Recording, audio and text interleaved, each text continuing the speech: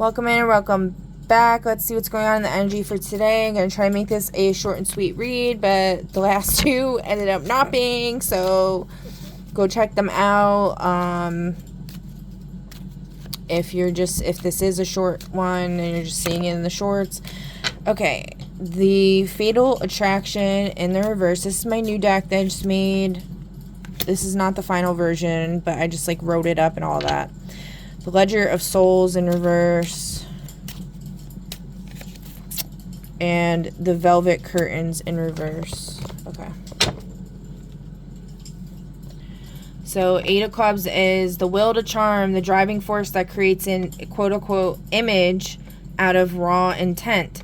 In the reverse, it's vanity, insecurity, false front, shallow drive. A vanity mirror cracking as a hand reaches for a heavy jar of makeup. The will is desperate, trying to force a beauty that is no longer there.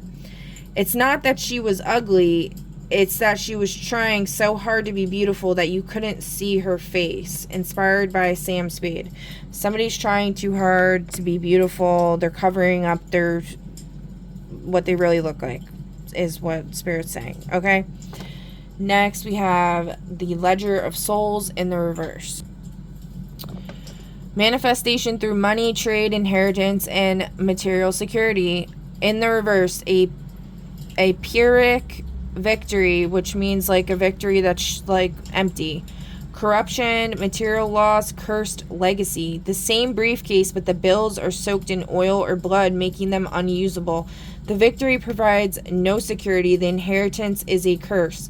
A man who has nothing to lose is the only one who can afford to be honest. Philip Marlowe, The Long Goodbye. And oh, the power in knowing that. Okay.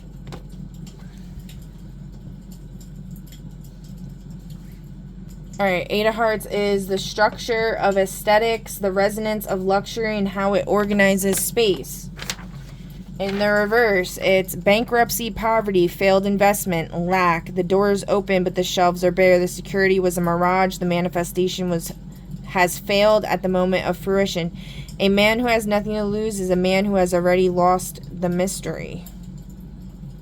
See, that kind of contradicts the other one. The other quote, but whatever. Take it as it resonates. Alright, who is this about? Somebody in the collective.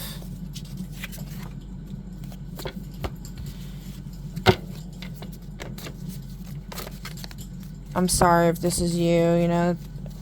I shouldn't say that, though. I'm not taking anybody's karma. You know, if you did something you shouldn't have done, you shouldn't have done it. You know what I'm saying? The Prophet of Doom predicts dire events or outcomes, often dismissed or misunderstood until their prophecies begin to come true. Cassandra from Greek mythology. The Prophet of Doom predicts dire events or outcomes, often dismissed or misunderstood. Yeah, that sucks. But it's Spirit saying, you know, your main problem is vanity. Okay? You feel inferior or whatever. True beauty comes from within. Someone's always gonna have a problem with the way you look. There's always gonna be somebody who has a problem with it, right? But there's also always gonna be somebody who finds you beautiful, no matter what you look like.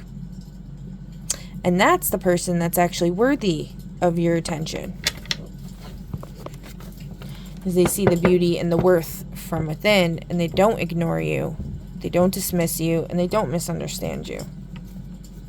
So who can this Cassandra person look out for that's going to understand her? A nemesis. Somebody maybe you perceive as a nemesis, but they're not really.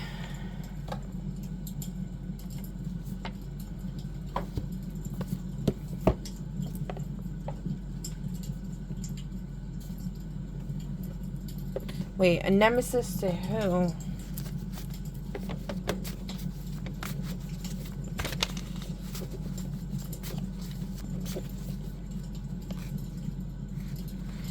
Maternal aunt. A nemesis of your aunt. Okay.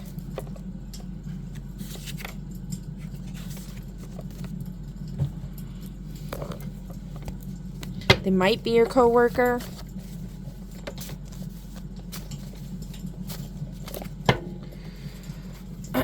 The disguised stranger, someone who hides their true identity, often revealing themselves in a pivotal moment, providing a dramatic twist to the story. Aragorn from the Lord of the Rings. Alright, so they're gonna reveal themselves. When are they gonna reveal themselves, Spirit?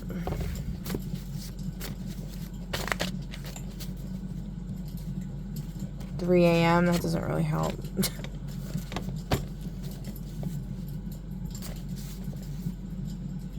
Present.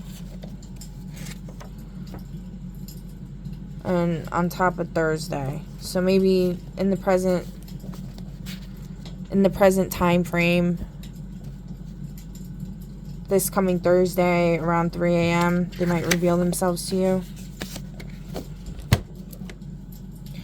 The door just moved, so yeah, it's like kind of made like a closing door thing, like a yeah sound.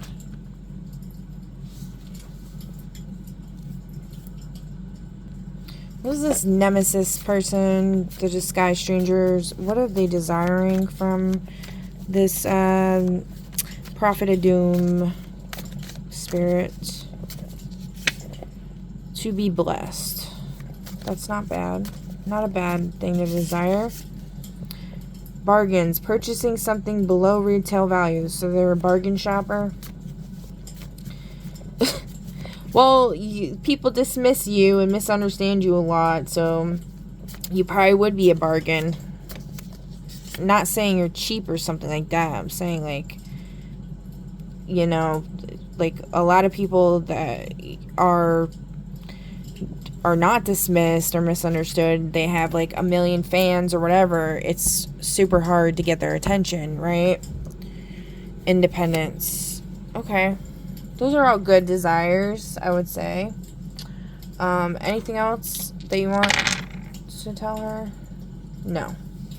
Okay, well that's all I have for you for this reading. I hope this helped in some way. You know what, I feel like rolling the Astro Dice, this might help you a little bit to get an idea of this person. By the way, I do Deluge or like Vedic astrology, but like whatever you do is fine. Just go by whatever you do. Mars and Taurus in the 4th house. Okay, so they might have strong of those placements, or you might want to Google that transit and see what that's talking about. That might give you some more insight. All right, that's all I have for you. Please feel free to leave a comment down below, like, share, subscribe, follow, all the things. I greatly appreciate it, and I'll catch you on the next one.